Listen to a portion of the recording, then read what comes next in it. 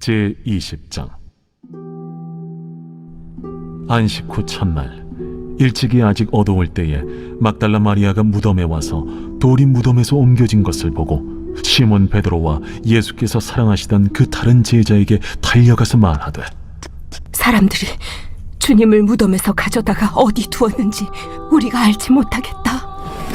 베드로와 그 다른 제자가 나가서 무덤으로 갈새 둘이 같이 다름질하더니 그 다른 제자가 베드로보다 더 빨리 달려가서 먼저 무덤에 이르러 구부려 세마포 놓인 것을 보았으나 들어가지는 아니하였더니 시몬 베드로는 따라와서 무덤에 들어가 보니 세마포가 놓였고 또 머리를 쌌던 수건은 세마포와 함께 놓이지 않고 딴 곳에 쌌던 대로 놓여 있더라.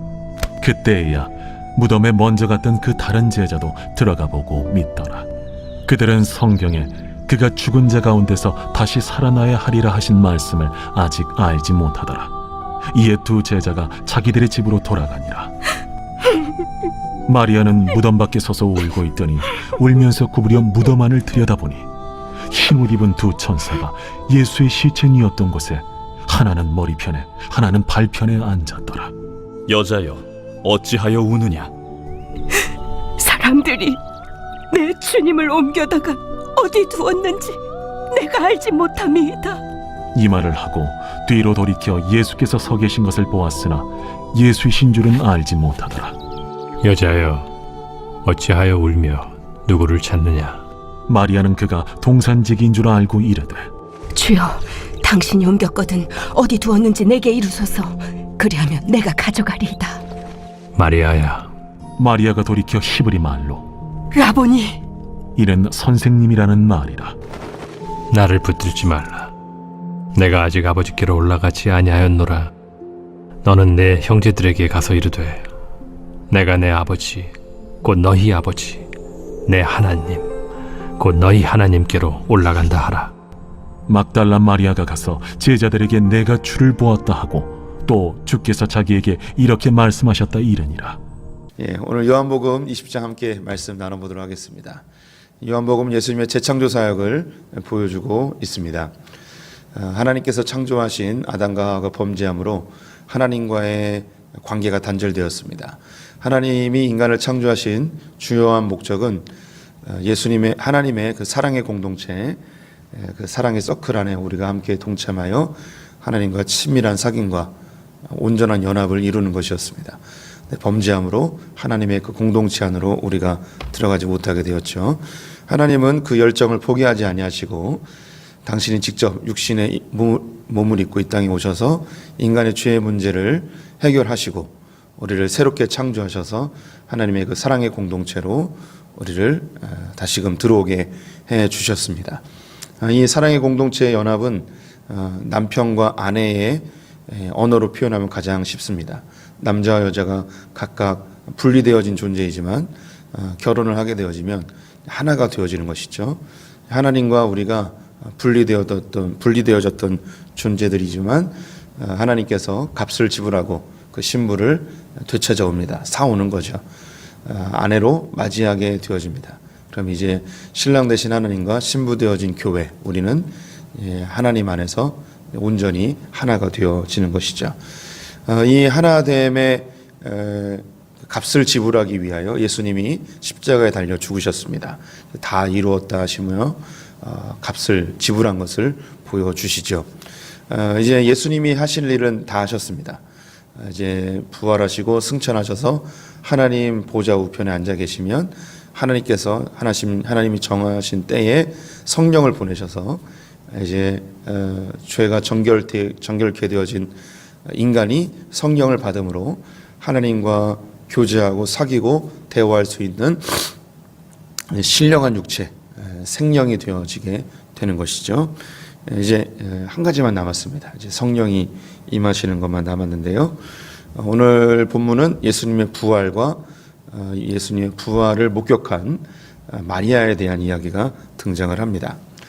이 부활의 현장에 있었던 여인들이 복음서마다 조금씩 차이가 납니다. 그래서 이것은 그 어디에 중점을 두느냐에 의해서 이 그 이야기가 조금씩 차이가 나는데요. 오늘 요한복음에서는 막달라 마리아가 예수님의 빈 무덤을 보고 제자들에게 찾아가서 예수님이 사라졌다고 이야기하는 부분에 중점을 두고 있습니다. 그래서 예수님의 모습을 보았지만 알지 못하고 동산직이라고 생각을 하게 되죠. 이 막달라 마리아는 예수님의 이 시체에 관심이 있었습니다. 그래서 이 시체가 어디로 사라졌는가, 그리고 동산지기에게 당신이 혹시 이 시체를 옮겼으면 나에게 좀 알려주십시오. 내가 이 시체를 가져가겠습니다 라는 거죠. 15절 말씀을 보시면 예수께서 이르시되 여자여 어찌하여 울며 누구를 찾느냐 하시니 마리아는 그가 동산지기인 줄 알고 이르되 주여 당신이 옮겼거든 어디 두었는지 내게 이르소서 그리하면 내가 가져가리이다. 이 막달라 마리아는 예수님의 죽음, 근데 그 예수에 대한 극진한 사랑이 있습니다. 너무너무 사랑해서 예수님의 시체라도 자기가 소유하고 시체라도 관리하고 보관하기를 간절히 원하고 있죠. 이것은 우리 성도님들이 어떻게 잘 이해가 되실지 모르겠는데 가끔 신문이나 뉴스를 보게 되면 사랑하는 어머니가 돌아가시자 이 어머니를 장례하지 않고 집에 모셔두는 아주 효심지극한 이제 아들이나 딸의 이야기가 가끔 나올 때가 있습니다. 또 자녀가 죽었는데 이 자녀를 장례 치르지 못하고 이 아이의 시체를 냉장고에 보관해서 영원히 함께하고자 하는 그런 충격적인 그런 이야기들도 가끔씩 들리죠. 이것이 불가능한 일만은 아닙니다. 너무너무 사랑하고 그 관계성이 너무 친밀하면 충분히 일어날 수 있는 일이죠. 막달라 마리아는 성경에 나오는 그 어떤 여인보다도 예수님에 대한 사랑이 아주 지극했습니다. 그 예수님의 죽음에 그 누구보다도 슬퍼했고 무덤에 가장 먼저 찾아가서 그 무덤이 빈 모습을 보게 되어졌죠. 그런데 이 예수의 시체가 어디 있는가 여기에 관심이 있습니다. 그 시체를 찾아서 내가 보관하고 싶다 그런 열정에 사로잡혀 있었습니다. 그래서 예수님이 부활한 모습으로 막달라 마리아에게 나타나자 막달라 마리아가 보였던 반응 17절 말씀을 보시면 예수께서 이르시되 나를 붙들지 말라 내가 아직 아버지께로 올라가지 아니하였노라. 이 막달라 마리아가 예수님을 보자마자 달려들어서 붙들어 버렸습니다. 안아버린 거죠. 예수님이 부활하신 거, 예수님이 다시 그 육체로 살아나신 거 여기에 관심이 없습니다. 일단 예수님이 나타난 거예요. 그 죽었던 예수를 다시 보고 무덤에서 시체가 사라졌다고 생각했던 그 예수가 눈앞에 나타나자 이것저것 따질 것도 없이 그냥 달려가서 끌어안고 붙들어 버립니다. 예수님이 나를 붙들지 마라 라고 하시죠. 예수님이 붙들지 말라 하신 것은 내가 아직 아버지께로 올라가지 아니하였다. 아직 내가 해야 될 일이 남아있다. 나를 소유하려 하거나 나를 붙들려 하지 마라. 내 육신에 집착하지 마라. 나는 이 땅에서 이제 사라져야 되고 하나님 우편에 가야 된다. 이제 그 다음 그 단락에 나와 있는 예수님이 가셔야만 성령님이 오시거든요. 그래서 반드시 가셔야만 하는 마지막 사역이 남아있기 때문에 자기를 붙들지 말라고 이야기합니다. 마리아는 예수님의 부활을 전혀 느끼지도 못했고 알지도 못했습니다. 인지하지 못했죠. 이것은 제자들도 마찬가지입니다. 9절 말씀을 보면 그들은 성경에 그가 죽은 자 가운데서 다시 살아나야 하리라 하신 말씀을 아직 알지 못하더라. 이 죽은 자가 살아난다는 것, 이건 꿈에도 생각하지 못한 일이죠. 그들이 얼마 전에 나사로의 부활을 봤음에도 불구하고 예수님이 부활하신 것을 전혀 느끼고 있지 못했습니다. 사실 우리가 예수님의 부활을 믿음으로 믿는다 할지라도 우리 주변에서 누군가 죽었다 살아났다면 우리 가운데 그 누구도 믿지 않을 겁니다. 잠시 기절했겠지, 잘못 알고 있는 거겠지, 아니 비슷한 사람을 봤겠지, 이 정도로 반응하게 되리라고 생각이 듭니다. 우리에게 부활은 그렇게 가까운 이야기가 아닙니다. 우리가 이성적으로 받아들이기도 어렵죠. 예수님은 부활해도 우리가 어떻게 부활하겠어? 사람이 어떻게 죽었다가 살아나겠어? 이런 이야기를 충분히 할 수 있습니다. 저 역곡에 가면 우리나라의 제일 큰 교회 중에 하나가 있습니다. 건물로서는 제일 커요. 여의도 순복음교회보다 몇 평 더 커요. 일부러 더 크게 만들었어요, 그분이. 예, 아시는 교회일 거예요. 예, 연세중앙교회라고. 거기에 그 목사님이 치유로 굉장히 유명하셨습니다. 그래서 죽은 자도 살려냈다는 이야기가 한동안 돌았습니다. 근데 그 이야기를 믿는 사람도 있고 안 믿는 사람들도 있죠. 어떻게 이제 죽은 자가 살아나는가? 참 쉽지 않은 이야기입니다. 복음주의 그 교단들이 믿고 있는 5가지의 중요한 기본 신앙 고백이 있습니다. 성경이 하나님의 말씀인 것, 예수님이 동정녀로 탄생하신 것, 예수님이 십자가에 달려 죽으시고 그리고 부활하시고 승천하시고 다시 오시는 것, 이 5가지를 믿음으로 고백해야지 이제 복음주의 교단, 복음주의 교회라고 할 수 있습니다. 그 중에 한 가지가 바로 예수님의 부활입니다. 그런데 이 복음주의 아닌 사람들은 이 5가지를 믿지 않습니다. 교회를 다녀도 믿지 않아요. 어떻게 그걸 안 믿냐라고 하시겠지만 믿지 않아요. 성경이 하나님의 말씀인 거를 믿지 않아요. 성경에 하나님 말씀도 있다고 믿어요. 예수님이 동정녀로 탄생한 것, 하나님의 아들이라는 거 안 믿어요. 그냥 그 좋은 성자 정도로만 믿는 크리스찬들도 있어요. 예수님의 부활 안 믿어요. 그냥 죽으신 거예요. 아니면 제자들이 그냥 죽었다가 살아났다고 하지만 예수님은 그냥 살다가 자녀도 낳고 막 이렇다고 믿는 교회들도 있어요. 예수님의 승천하신 것 이건 믿지 않고 재림도 믿지 않고 이런 교인들도 있습니다. 근데 중요한 예수님의 이 부활이 없으면 아무것도 아니다. 우리의 믿음도 헛것이고 우리가 전하는 것도 헛것이라고 바울이 고린도전서 15장에 이야기합니다. 그만큼 성경에서 이 부활은 너무너무 중요하죠. 우리 성도님들은 주님이 주신 믿음으로 이 부활이 다 잘 이해되리라고 생각이 듭니다. 한동안 그 한국에서 그 방영됐던 그 영화 중에 예술은 역사다라는 그런 영화가 있습니다. 혹시 우리 가운데 이제 보신 분들도 있으실 텐데요. 혹시 안 보신 분들은 한 번씩 꼭 보셨으면 하는 영화입니다. 예술은 역사다.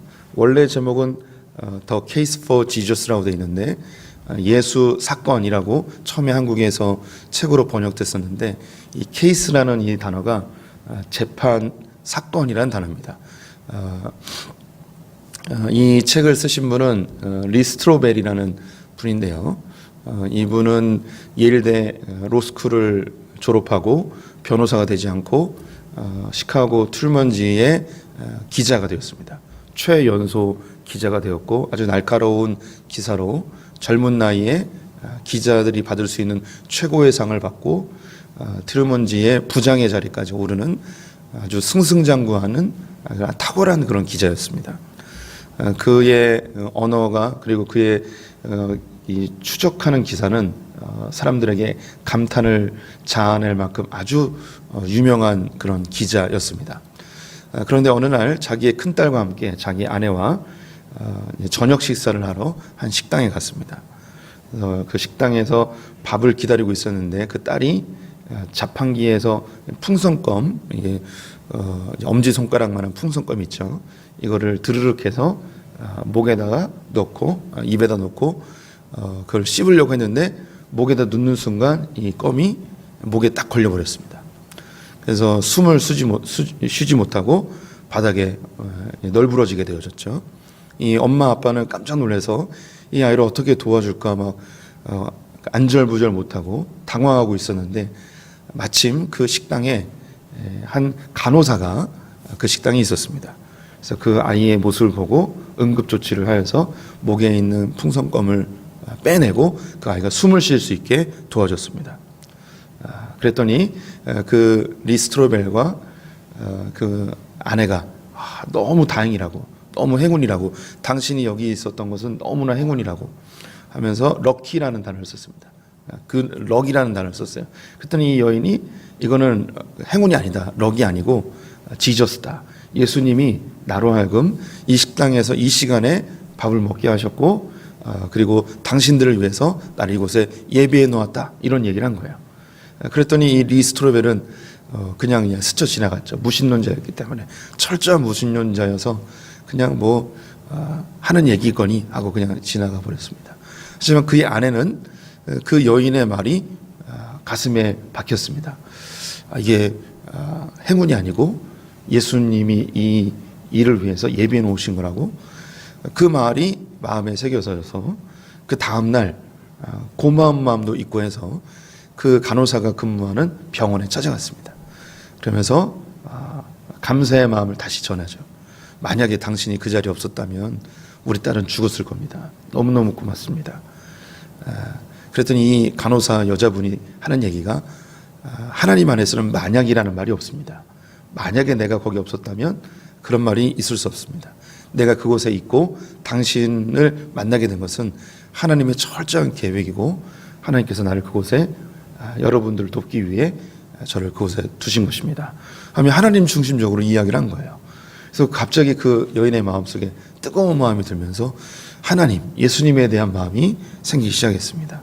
그리고 그 여인과 따라서 그 다음 주부터 교회를 가게 됐어요. 그 교회가 윌로우 크릭이라는 시카고에 있는 아주 유명한 교회인데요. 그곳에서 성경 공부를 시작하게 되고 예수를 만나게 되고 예배에 참석하면서 갑자기 이 여자가 변화가 되는 거예요. 근데 이 여인이 변화되면서 문제가 생겼어요. 남편이 싫어하는 거예요. 예수쟁이가 된 거죠. 그래서 이 여인이 그 남편에게 자꾸 교회로 한번 가보자고, 교회로 가보자고 막 그러는 거죠. 그래서 자기를 자꾸 전도하는 거예요. 그래서 이 리 스트로벨이 화가 나가지고 이 예수가 거짓이고 예수의 사건이 다 허구이고 성경은 가짜고 사람이 만들고 이거를 이 변호사의 시각으로 그리고 기자의 탐구력으로 이걸 파헤쳐가지고 자기 아내를 교회에서 끄집어내려고 이것을 시작합니다. 그래서 예수가 거짓이라는 것을 밝혀내기 위해서 연구를 시작하고 기사를 쓰기 시작하죠. 그래서 이 트루먼주의에서는 종교와 관련된 기사를 쓰지 않는데 이 리 스트로벨이 너무나 탁월한 기자였기 때문에 이것을 기사로 내서 많은 사람들이 예수가 거짓이라는 것을 알게 하고 이 예수 종교에 빠져 있는 사람들을 구해낸다는 그 사명감에 이 기사를 꼭 실어야겠다고 해서 설득해가지고 그 기사를 내기 시작했습니다. 그래서 외국에 그리고 미국에 있는 유명한 그 의사 그리고 과학자 그리고 신학자 예수의 죽음이 진짜인가 거짓인가 성경은 진짜인가 거짓인가 이걸 하나하나 전문가들을 만나서 인터뷰해가지고 기사를 쓰기 시작합니다. 아주 객관적으로. 그래서 예수 믿는 사람들을 설득하기 위해서 예수가 가짜라는 걸 막 쓰죠. 근데 점점점 연구하고 점점점 기사를 쓰면서 이 사람이 이상해지는 거예요. 이건 거짓이라고 확신하고 시작했는데 점점 이 거짓이 아니라는 게 조금씩 밝혀지는 거예요. 이게 진짜일 수 있겠구나. 그래서 기사를 쓰다가 기사를 멈춰버립니다. 도저히 못 쓰겠는 거예요. 처음에 쓸 때는 거짓이라는 걸 밝혀내기 위해서 쓰려고 했는데 거짓이라는 걸 밝혀내기가 어려워지는 거예요. 그래서 막 고민하면서 기사를 못 쓰고 막 답답해하고 막 그러다가 맨 마지막에 자기 서재에서 이렇게 외칩니다. Alright, God, you win. 좋습니다. 하나님, 당신이 이겼습니다. 라고 고백해요. 그리고 그 다음 주부터 아내를 따라서 교회에 나가기 시작합니다. 그리고 이분이 신학을 공부해서 목사가 돼요. 그래서 윌로우 크릭의 설교 목사로 오랫동안 사역하면서 자기가 썼던 그 기사와 자기의 경험을 모아가지고 책을 내죠. 그게 예수는 역사다라는 책이에요. 그분은 이제 다른 교회에 부임해서 담임 목사로 활동을 하고 있는데 그 책은 어려워요. 책에는 그 과학자, 의사, 역사학자, 고고학자, 신학자들의 이야기가 거기에 잔뜩 들어있어요. 그래서 그 책을 궁금해하신 분들은 읽으면서 예수 그리스도의 생애와 그분의 존재와 부활이 역사적 사실이라는 것을 증거들을 찾을 수 있습니다. 그게 좀 어려우신 분은 영화를 보세요. 영화 홍보하러 온 것 같아요, 이 새벽에. 예수는 역사다. 예. 꼭 보세요. 예. 담임 목사가 보라면 좀 보세요. 예. 그 너무너무 이 감동적이고 그리고 우리 믿는 자들에게 즐거움을 줄 수 있는 영화입니다. 제가 이 이야기를 좀 길게 설명한 이유는 뭐냐면 예수님의 부활은 진짜입니다. 그분의 죽음은 허구일 수 없습니다. 성경은 스스로 그 예수 그리스도의 죽음을 입증하기 위하여 여러 증언들을 담아 놓았습니다. 제가 그 지난 부활절 때 했던 설교의 내용이 뭐였냐면 예수님의 부활을 성경 스스로가 입증하고 있는데 그 첫 번째 증거가 뭐냐면 예수님의 부활의 증인이 여자라는 거예요. 고대 사회에서 여자의 증언은 법적인 효력이 없었습니다. 만약에 예수의 부활을 기록하는 제자들이 예수의 부활이 거짓인데 이것을 진짜인 것처럼 꾸며내기 위해서는 예수의 부활의 첫 번째 증인으로 여자를 드러내면 안 돼요. 남자여야 돼요. 그래서 읽는 사람들로 남자들이 이야기했기 때문에 그걸 믿게 되는 거죠. 그런데 성경의 기자들은 남자를 동원하지 아니하고 그냥 있는 그대로 여인들을 드러냅니다. 이것처럼 바보스러운 작업이 없어요. 만약에 이것이 억울하면 여자를 등장시키면 안 되는 거예요. 근데 여자를 등장시켰다는 이 자체만으로 예수의 부활은 거짓이 아니고 사실이었다는 것을 성경 스스로가 증명하고 있습니다. 예수님의 부활은 실제입니다. 그 예수님이 지금도 살아계시고 우리를 위해 중보하고 계십니다. 그리고 우리에게 이야기합니다. 두려워하지 마라. 내가 부활한 것처럼 너희도 죽음을 뚫고 부활하게 될 것이다. 우리 성도님들 가슴 쫙 펴고 멋지게 또 오늘 하루를 승리하시기를 축원드립니다. 기도하겠습니다. 하나님, 예수님이 이 땅에 동정녀를 통하여 오시고 십자가의 죽으심으로 우리의 죄가 해결되고 부활하시어 부활의 첫 열매로 우리에게 새 생명 주심을 확신합니다. 주님의 그 부활과 승천과 중보하심과 다시 오심을 우리가 믿습니다. 하나님, 이 땅은 우리에게 죽음을 이용하여 종노릇하게 하고 우리를 두렵게 하지만 부활의 첫 열매 되시고 죽음을 뚫고 일어나신 그 예수 그리스도의 생명이 우리 안에 있으므로 그 어떤 것도 두려워하지 아니하고 담대하게 죽음이 우리를 장악하지 못하고 예수의 생명이 우리를 통치하고 지배함을 선언합니다. 우리에게 더 강력한 성령의 충만함을 허락하여 주시옵소서. 오늘 하루를 주님께 의탁드리며 예수님의 이름으로 기도드렸습니다. 아멘.